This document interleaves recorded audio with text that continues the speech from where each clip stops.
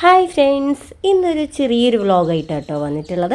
വേറൊന്നുമല്ല, ഇന്നൊരു കുക്കിംഗ് വ്ളോഗാന്ന് പറയാൻ പറ്റില്ല. എന്നാൽ ഞാൻ നല്ലൊരു ബിരിയാണി ഉണ്ടാക്കുന്നുണ്ട്. പക്ഷേ അതിൻ്റെ റെസിപ്പീസ് ഒന്നും ഞാൻ വ്യക്തമായിട്ട് പറയുന്നില്ല കേട്ടോ. കാരണം ഇന്ന് വളരെ തിരക്ക് പിടിച്ചിട്ടാണ് കുക്ക് ചെയ്യുന്നത്. കാരണം വേറൊന്നുമല്ല, നേരം വൈകിട്ടാണ് എണീച്ചത്.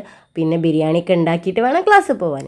സോ അതുകൊണ്ട് നല്ല സ്പീഡിൽ തന്നെ അങ്ങോട്ട് ഉണ്ടാക്കാമെന്ന് വിചാരിച്ചു.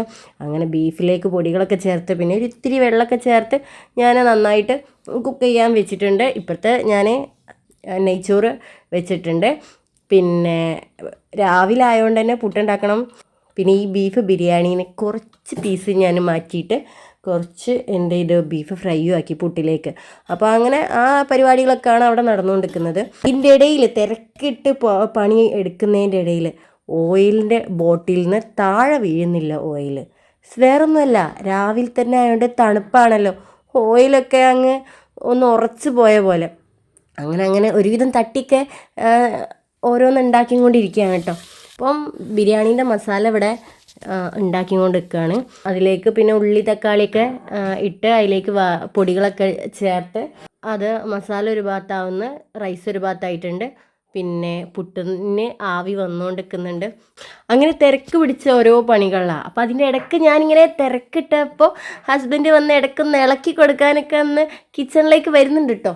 നമ്മളൊരു കാര്യം മനസ്സിലാഗ്രഹിച്ചു കഴിഞ്ഞാൽ നമുക്ക് ആരും കൊണ്ടുത്തരൊന്നുമില്ല. അതിനു വേണ്ടി നമ്മൾ ഹാർഡ് വർക്ക് ചെയ്യണം.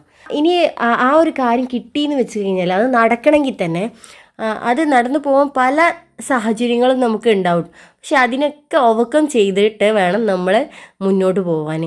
എൻ്റെ ലൈഫിൽ നിന്ന് ഞാൻ പഠിച്ചൊരു പാഠമാണത്. അപ്പോൾ ഈ കുക്കിങ്ങൊക്കെ കഴിഞ്ഞ് ഫുള്ള് ക്ലീനിങ് ഒക്കെ കഴിഞ്ഞ് ഞാൻ ഏകദേശം 11 മണി ലക്ഷ്യം വെച്ച് കോളേജിലെത്തിയിട്ടുണ്ട് കേട്ടോ. പിന്നെ വീട്ടിൽ നിന്ന് ആകെ ഒരു സ്റ്റോപ്പേ ഉള്ളൂ. പിന്നെ ബസ് കയറണ്ട, തിരക്കണ്ട ഒന്നും വേണ്ടാത്തതുകൊണ്ട് വണ്ടി എടുത്ത് അങ്ങോട്ട് പോയാൽ മതി. പിന്നെ എന്നെപ്പോലെയുള്ള വീട്ടമ്മമാരാരെങ്കിലും ഈ വീഡിയോ കാണുന്നുണ്ടെങ്കിൽ എനിക്ക് ഈ 3 മക്കളെയും വെച്ച് വീട്ടിലത്തെ കാര്യങ്ങളെല്ലാം നോക്കിയിട്ട് എനിക്ക് പഠിക്കാൻ പറ്റുകയാണെങ്കിൽ ഷുവറായിട്ടും നിങ്ങൾക്കും ഇതുപോലെ പഠിക്കാൻ പറ്റും. അതിനൊരുപാട് ചാൻസുകളും യൂണിവേഴ്സിറ്റി തന്നെ ഒരുപാട് ഹെൽപ്പിംഗ് ഒക്കെ ചെയ്യുന്നുണ്ട്. നമ്മൾ അതിലേക്ക് ഇറങ്ങി ചെല്ലുമ്പോഴേ ഉള്ളൂ എന്ത് ചെയ്യുക, അതിൻ്റെ കാര്യങ്ങളൊക്കെ നമുക്ക് മനസ്സിലാവുള്ളൂ. ഞാനും ഒരുപാട് കാലത്തെ ആഗ്രഹമായിരുന്നു PG ചെയ്യാന്നുള്ളത്.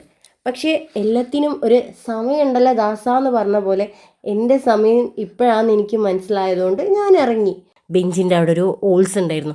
ആ ഓൾസിൻ്റെ സൈഡിലായിട്ട് ഒരു പൂവിൻ്റെ രൂപത്തിലാക്കി വെച്ചിട്ടുണ്ട് വരച്ചിട്ട്. അപ്പം കലാകാരനാണോ കലാകാരിയാണോ എന്നറിയില്ല. എന്തായാലും ഞാൻ കുറച്ച് നേരം അതൊക്കെ നോക്കി നിന്ന്. പിന്നെ ഫ്രണ്ടിൻ്റെ മോളാണത്. അപ്പം നമ്മളൊരു ഓപ്പൺ യൂണിവേഴ്സിറ്റി ആയതുകൊണ്ട് തന്നെ നമുക്ക് കുട്ടികളെ കൊണ്ടുവരാം. അപ്പോൾ ഏതെങ്കിലും ഒരു ക്ലാസ്സിൽ ഏതെങ്കിലും ഒരു കുട്ടിയൊക്കെ ഉണ്ടാവും, അടങ്ങിയിരുന്നാൽ മതി. അപ്പം ഫ്രണ്ട് മോളെ കൊണ്ടുവന്നിരുന്നു.